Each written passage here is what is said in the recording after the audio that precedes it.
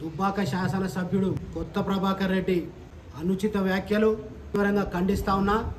ఒక దళిత మంత్రుల్ని పట్టుకొని వాడు వీడు అని నీచంగా మాట్లాడిన ప్రభాకర్ రెడ్డి ఖబర్దార్. ఏమనుకుంటున్నావురా నువ్వు?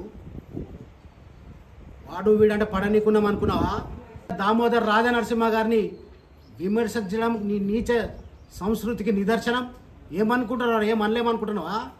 సభ్య సమాజం సిగ్గుపడేలాగా ఈ యొక్క వ్యాఖ్యలని మాకు మాట్లాడరాదా అనుకున్నావా? బిడ్డ ఈ బలుగుతుంది. మొన్న మాట్లాడినావు, నీ లాగు వలుగుతుంది. లావులకు తొండలు ఇస్తాం బిడ్డ, గుట్లు భయం కావాలి. ఒక దళిత మంత్రుల్ని పట్టుకొని అసభ్యంగా మాట్లాడతావా? ఏ అహంకారమా? డబ్బు ఉంది అనుకుంటున్నావా బిడ్డ? ఏ ఊరు కూడా తిరగకపోవాలనుకుంటున్నావు? మళ్ళొక్కసారి ఇట్లా పిచ్చి పిచ్చి మాటలు మాట్లాడితే ఏం చేస్తున్నావు?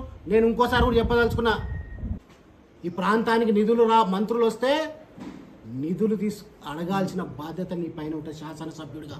కానీ తిట్ల దండకం పెట్టి వాళ్ళ ప్రాంతానికి, ఈ దుబ్బాక నియోజకవర్గానికి నిధులు ఇవ్వద్దనే కుట్ర నువ్వు చేస్తున్నావు.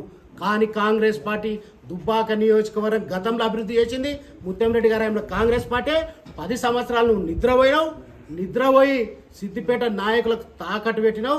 ప్రభాకర్ రెడ్డి అని రెడ్డి తీసేయి. రెడ్డి సమాజంలో కూడా నువ్వు ఉండడం సిగ్గుచేటు.